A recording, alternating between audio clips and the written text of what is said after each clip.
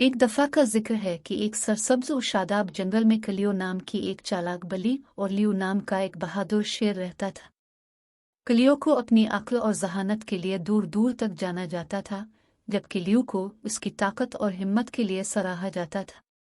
एक धूप की सुबह जब कलियो जंगल में टहल रही थी, तो वो खौफ के मारे जानवरों के एक ग्रुप के सामने आए।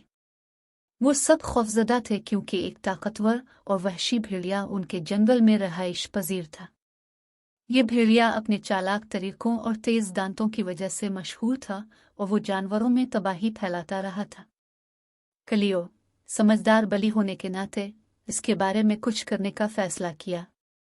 वो बहादुर शेर लियू के पास गई और कहा, लियू, मेरे पास भेड़िए से छुटकारा पाने और अपने जंगल में अमन वापस लाने का मंसूबा है, लेकिन मुझे आपकी मदद की जरूरत होगी।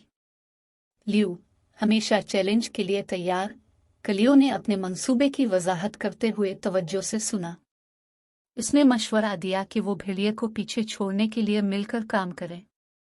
लियू जोर जोर से गरजता है ताकि भेड़िए को ये सोचने पर मजबूर किया जाए कि जंगल में कोई बड़ा खौफनाक जानवर है, जबकि कलियो दूसरे शिकारियों की आवाज़ों की नकल करता, यह वहम पैदा करता कि जंगल खतरे से भरा हुआ है। लियू ने इस मंसूबे पर इत्तेफाक किया और उन्होंने इसी रात उसे अमली जामा पहनाया। जैसे ही लियू अपनी पूरी ताकत के साथ गरज रहा था, जमीन कांपने लगी और दरख्त लरजने लगे। भेड़िया बहरे की धार सुनकर हैरान रह गया। इसने सोचा कि कोई बहुत बड़ा जानवर जंगल में दाखिल हुआ है और उसके दिल में खौफ पैदा हो गया।